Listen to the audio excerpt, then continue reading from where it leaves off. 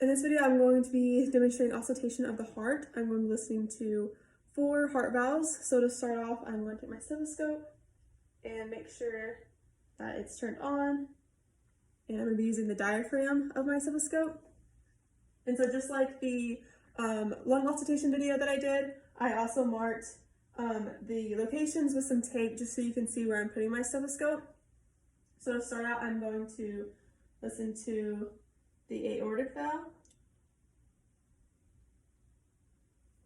and then the pulmonary valve,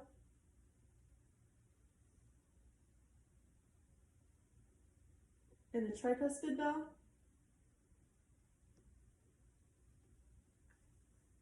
and then the mitral valve.